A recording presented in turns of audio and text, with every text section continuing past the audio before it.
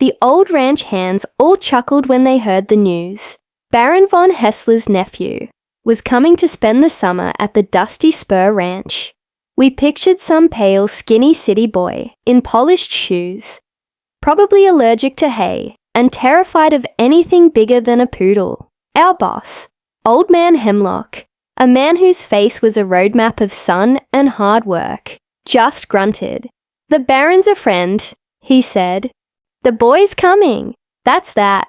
When the fancy car rolled up, out stepped Leo. He wasn't what we expected.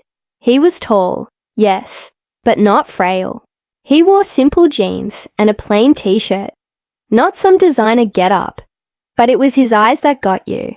They were sharp, observant, and held a quiet confidence that was unnerving. He shook Hemlock's hand firmly. "Mr. Hemlock, thank you for having me. I'm Leo. No fancy titles. No airs." Still, the smirks didn't fade from our faces. This was ranch life.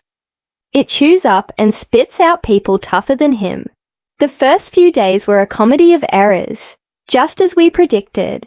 Leo tried to saddle a horse backward, got chased by a particularly grumpy goose, and his attempt at mending a fence looked more like modern art than a barrier.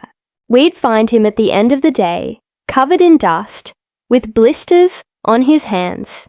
But he never complained, not once. He'd just listen, nod, and the next day he'd try again. He was the first one up and the last one to bed, poring over books about animal husbandry and crop rotation he'd found in Hemlock's dusty office. One afternoon, a sudden storm rolled in, the kind that turns the sky a bruised purple and unleashes rain like a biblical flood. A lightning strike spooked the new herd of prize-winning cattle we'd just acquired. In a panic, they stampeded, breaking through the very fence Leo had been trying to fix, and heading straight for the treacherous terrain of Black Creek Canyon. It was chaos. Horses whinnied, men shouted, and Hemlock's face went pale. Losing that herd would ruin him. As we all scrambled for our horses, ready for a dangerous, nigh impossible chase, in the blinding rain, Leo did something that froze us all in our tracks. He didn't run for a horse. He ran towards the old dilapidated tractor shed, the one nobody had used in years. We thought he'd lost his mind. "What's the city boy doing now?" someone yelled over the wind. A moment later, a sputtering, roaring sound cut through the storm. Out of the shed rumbled the old tractor, with Leo at the wheel, his face set with fierce determination. But he wasn't just driving it. He'd somehow, in a matter of minutes, reattached the massive, rusted, old hay baler to the back. It was a monstrous piece of equipment we used maybe once a year. How he even got the tractor started was a mystery, let alone connecting the baler in the middle of a downpour. He didn't ride after the herd. He drove the clanking machine in a wide arc, positioning himself between the stampeding cattle and the canyon's edge. We watched, stunned, from our horses. He was going to try and head them off with a tractor. It was suicide. The herd would trample him and the machine without a second thought. But Leo wasn't just creating a barrier. As the lead steer, a massive bull charged towards him. Leo expertly swung the tractor. He didn't try to block the bull head-on. Instead, he used the sheer size and clattering noise of the hay baler to startle and divert it. He drove parallel to the herd, a noisy mechanical sheepdog, slowly but surely turning the tide of panicking animals away from the deadly drop. It was like watching a master strategist at work. Every turn, every burst of the engine was precise, calculated. He wasn't just scaring them, he was guiding them, using their own fear and momentum to steer them back towards the safety of the upper pasture. He moved with a grace and understanding of angles and animal psychology that none of us seasoned cowboys possessed.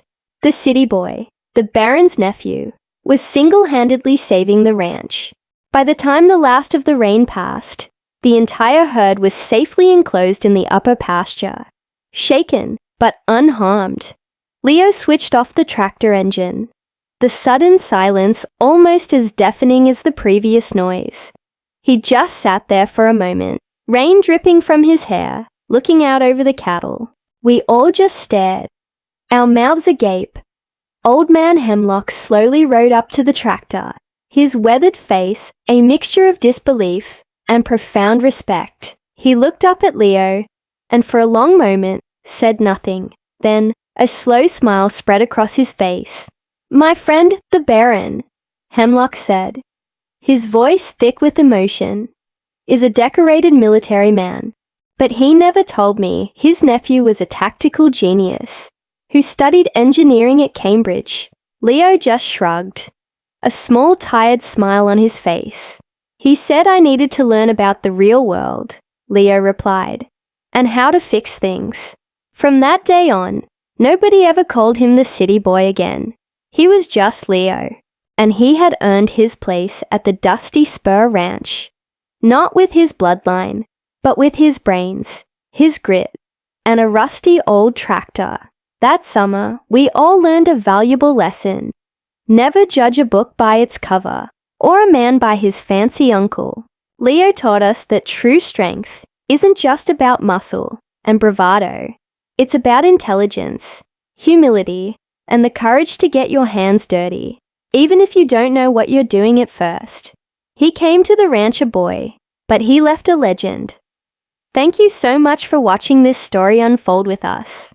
If you enjoyed it, please hit that like button, subscribe for more tales from the Heartland, and share your own stories of unexpected heroes in the comments below. We'll see you next time.